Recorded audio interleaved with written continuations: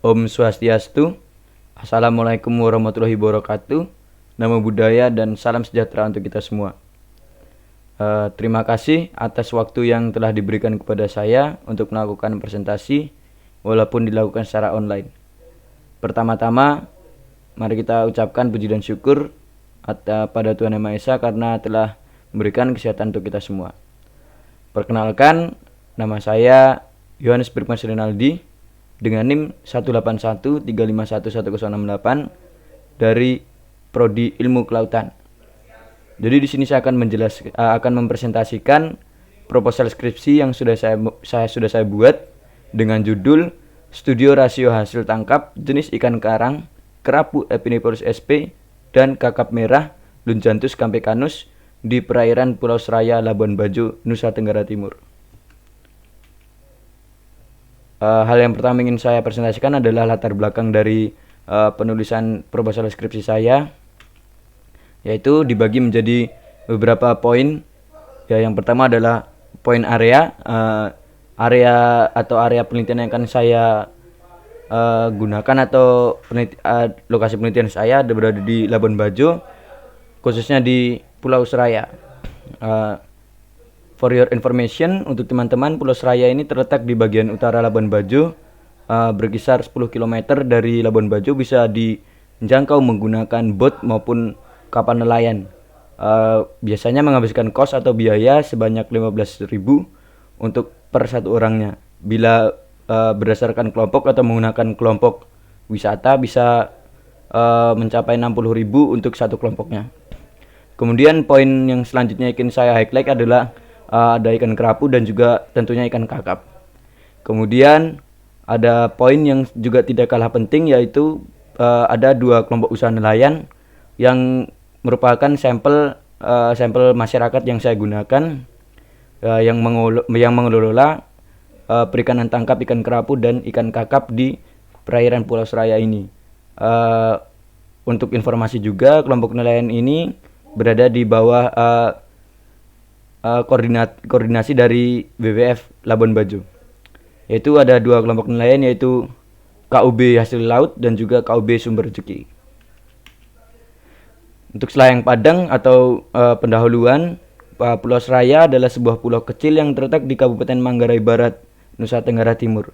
Manggarai Barat ini adalah kabupaten dari Labuan Bajo. Jadi bisa disimpulkan bahwa Labuan Bajo adalah ibu kota dari Manggarai Barat ini. Ini pulaunya hanya berjarak sekitar 10 km sebelah utara dari pusat kota Labuan Bajo. Data ini saya ambil berdasarkan Google Earth yang saya akses pada tanggal 1 Maret 2021. Kemudian Pulau Seraya ini memiliki potensi alam yang masih terjaga kelestariannya, seperti ekosistem terumbu karang, populasi ikan, dan juga ekosistem lamun. Nah, ini adalah poin kedua yang menggugah saya untuk melakukan penelitian di daerah tersebut, karena banyaknya keanekaragaman hayati yang ada di daerah tersebut. Jadi tidak ada pengelolaan secara berkelanjutan yang ada di daerah tersebut, baik itu di bagian ekosistem terumbu karang maupun ikannya dan juga di ekosistem lamun. Dan juga tidak ada penelitian yang menunjukkan keeksistensian Pulau Seraya ini, walaupun pulau tersebut menyimpan banyak potensi alam yang ada. Kemudian poin berikutnya adalah selain menjadi destinasi tujuan wisata karena keindahan alamnya, Pulau Seraya juga menjadi destinasi bagi komunitas penangkapan ikan, yaitu nelayan. Jadi karena populasi ikan yang masih sangat terjaga dan ekosistemnya masih sangat baik, banyak dari nelayan-nelayan di luar kelompok usaha nelayan bimbingan dari WWF melakukan aktivitas penangkapan di daerah ini. Kemudian komoditas perairan yang paling besar dalam eksploitasi penangkapan yaitu ikan karang. Jadi mayoritas atau dominasi dari nelayan di perairan Pulau Seraya ini adalah nelayan untuk menangkap ikan karang. Yang terdahulu atau yang sebelum-sebelumnya adalah mereka adalah nelayan untuk menangkap lumba-lumba. Untuk informasi untuk teman-teman, jadi mereka dulu adalah nelayan untuk menangkap lumba-lumba sebelum WWF memberikan pengarahan atau membuat sebuah kegiatan yang namanya BIMP, yaitu usaha dari WWF untuk memberikan edukasi kepada masyarakat bahwa lumba-lumba itu adalah hewan yang tidak boleh dikonsumsi atau ditangkap, dan memberikan pengarahan untuk lebih terfokus pada penangkapan komoditas ikan karang tersebut. Kemudian apa itu ikan kerapu? Jadi ikan kerapu atau Epinephelus merupakan ikan demersal dari filum Serinidae yang banyak hidup di perairan tropis dengan lingkup tempat tinggal pada ekosistem karang. Jadi ikan kerapu ini merupakan bagian dari ikan demersal yang biasanya hidup di ekosistem terumbu karang. Jadi kaitannya dengan Pulau Seraya, mengapa saya mengambil penelitian di situ? Karena ekosistem terumbu karangnya masih banyak, makanya saya dapat secara garis besar kesimpulan sebelum saya melakukan kesimpulan, sehingga saya bisa memutuskan untuk melakukan penelitian di sini, yaitu ekosistem terumbu karang yang baik maka akan menghasilkan hasil tangkap ikan kerapu yang baik atau ikan karang yang baik. Kemudian morfologinya, ikan kerapu memiliki bentuk tubuh yang gelap dengan totol di seluruh tubuhnya. Bentuk badan kerapu memanjang dan cenderung gepeng atau kompres atau agak membulat. Ketebalan tubuh dari ikan kerapu sendiri 2,6 hingga 2,9 dari panjang standarnya, dengan skala garis lateral adalah 53 hingga 58 cm. Panjang total tubuh kerapu dapat mencapai 80 cm. Ini sudah tergolong tergolong dalam large grouper atau grouper dengan ukuran yang besar. Kemudian habitat dari ikan kerapu merupakan ikan karang yang jarang sekali mereka berenang jauh dari habitatnya, yaitu kawasan terumbu karang. Jadi adalah ikan kerapu ini bisa termasuk ke dalam ikan yang memiliki daerah teritorial. Jadi mereka jarang untuk keluar dari daerah teritorialnya. Ini berdasarkan Nonji tahun 2007. Kerapu mempunyai sifat hidup yang soliter, baik dalam mencari makan maupun dalam keadaan bahaya. Kemudian yang kedua, apa itu ikan kakap merah? Ikan kakap merah atau bisa disebut Lunjanthus capecanus adalah bagian dari 73 jenis ikan dalam famili Lunjanidae yang berwarna merah, kekuning-kuningan hingga merah kehitaman, yang merupakan anggota general Lunjanthus dan Pinjalo. Ini berdasarkan Prisantoso dan Badruddin tahun 2010. Bagaimana habitat dari ikan kakap merah? Secara garis besar, habitat dari kakap merah atau Lunjanthus capecanus hidup di daerah kawasan terumbu karang. Berdasarkan Allen tahun 1985, Lunjanthus capecanus ini hidup secara berkelompok, jadi berkoloni, baik dalam kelompok besar maupun kelompok kecil, sehingga dalam beberapa temuan kakap merah hidup soliter. Ikan Lunjanthus capecanus ini bisa dikatakan sebagai ikan semipelagis atau mesopelagis, karena memang dia hidup di ekosistem terumbu karang, namun dia bisa berada di kolom air atau bisa keluar dari daerah teritorialnya, tapi memiliki batasan, tidak seperti ikan kerapu. Kemudian morfologi dari kakap merah sendiri berdasarkan Anderson dan Allen 2001, ciri utama dari Lunjanthus capecanus ini adalah memiliki mulut yang besar dan terletak di ujung depan kepala. Jenis mulut ini termasuk ke dalam jenis mulut terminal. Sedangkan berdasarkan Octaviani 2018, ciri utama dari ikan Lunjanthus capecanus adalah memiliki badan yang pipih, punggung lebih tinggi, dan kepala agak lancip. Jadi hampir memiliki morfologi yang sama antara ikan kakap merah dan juga ikan kerapu. Kemudian ini ada beberapa jenis ikan karang yang ada di perairan Seraya yang menjadi highlight saya, yaitu ada ikan kerapu macan, kemudian ada ikan kerapu bebek, dan ada atau bisa disebut dengan ikan kerapu tikus, kemudian ada ikan kerapu sunu, dan juga ikan kakap merah itu sendiri. Kemudian yang akan saya bahas selanjutnya yaitu mengenai perikanan tangkap di Indonesia. Jadi ada beberapa landasan hukum mengenai mengenai penangkapan hasil laut di Indonesia. Jadi aturan hukum yang mengatur mengenai penangkapan hasil laut ini yaitu diatur dalam bab 4 Undang-Undang tahun nomor 31 tahun 2004, yaitu tentang perikanan. Ada pasal 7 ayat 1 hingga 7, ada pasal 8 ayat 1 hingga 6, kemudian ada pasal 9 bagian A dan juga bagian B.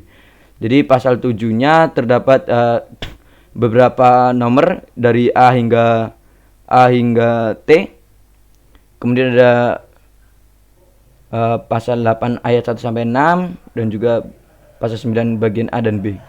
Kemudian ada pola musim tangkap itu sendiri, yaitu ada indeks musim tangkap atau bisa disebut dengan IMP. Jadi maksud dari lebih dari 1, kurang dari 1 hingga sama dengan 1 ini yaitu merupakan indeks musim tangkap. Bila memiliki nilai indeks lebih dari 1, maka bisa disimpulkan bahwa musim tersebut memiliki persentasi hasil tangkapan yang tinggi.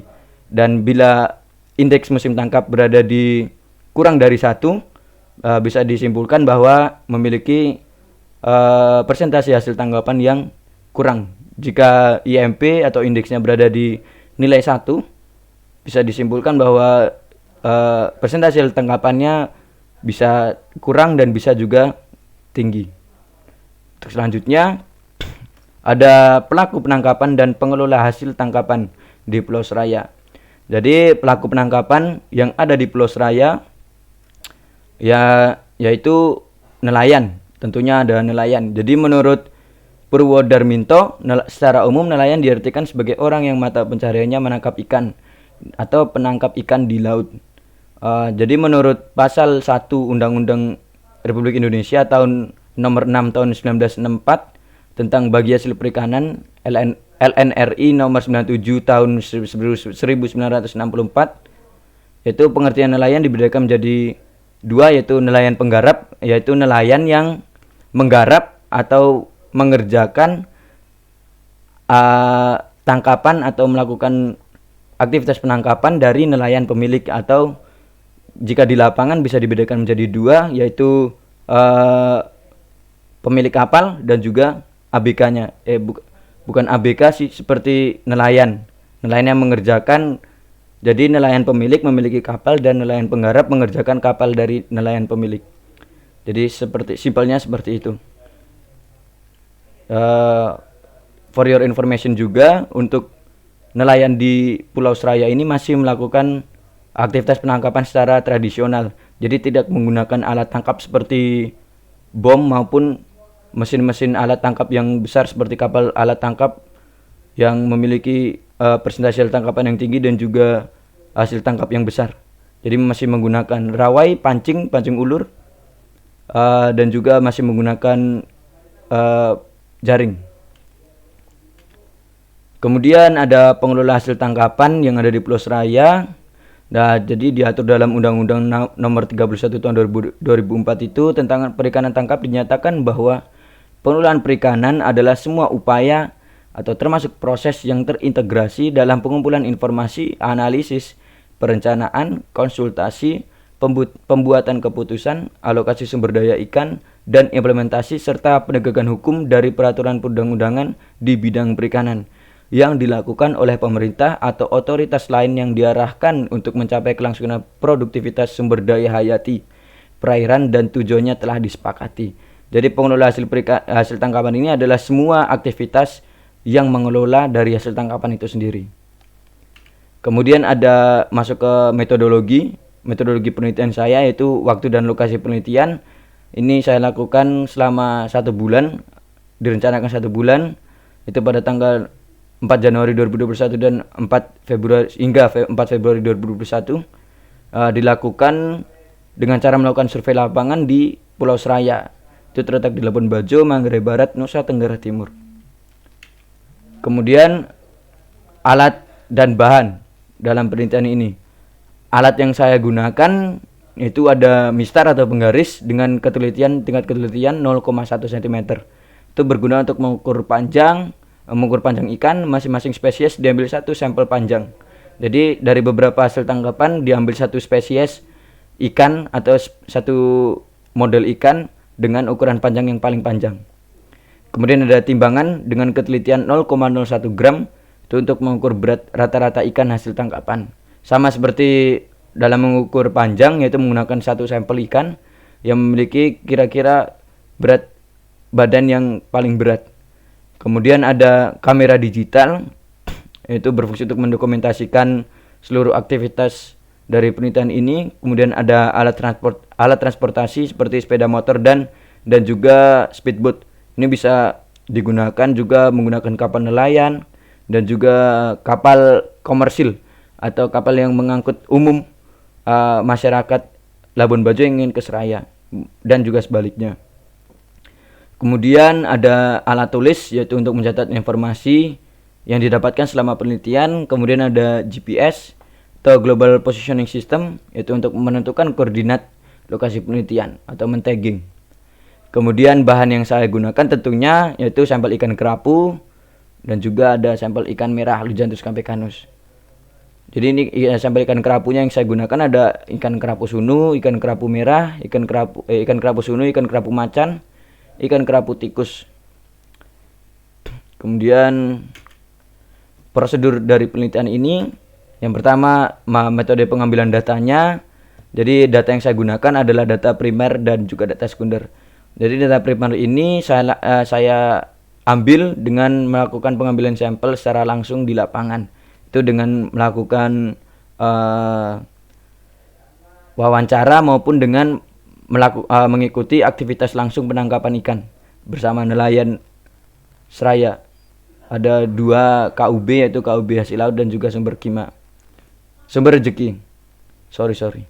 Kemudian ada data sekunder, yaitu melakukan pengambilan sampel melalui perantara atau menggunakan data sampel yang sudah ada di tempat pelelangan ikan TPI Labuan Bajo. Jadi tampak fisik dari TPI Labuan Bajo teman-teman bisa lihat di gambar yang saya sertakan. Ini bersumber dari Google karena sebelumnya saya di Labuan Bajo, TPI atau tempat pelelangan Labuan Bajo belum mendapat renovasi seperti di gambar ini. Jadi data sekundernya saya dapatkan dari TPI Labuan Bajo ini.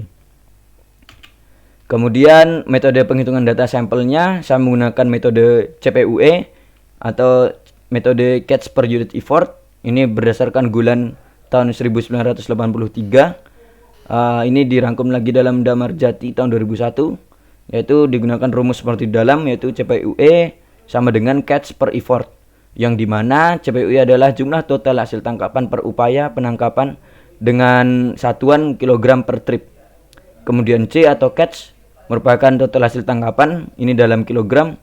Kemudian effort atau jumlah upaya penangkapan, ini memiliki satuan trip. Kemudian penghitungan data sampel yang lainnya seperti pengukuran panjang, itu saya menggunakan rumus W sama dengan A kali L pangkat B, di mana W adalah berat tubuh yang dihitung menggunakan timbangan. Kemudian ini memiliki satuan gram. Kemudian ada L dengan keterangan panjang tubuh, ini cm. Kemudian ada konstanta A dan B, ini merupakan konstantanya.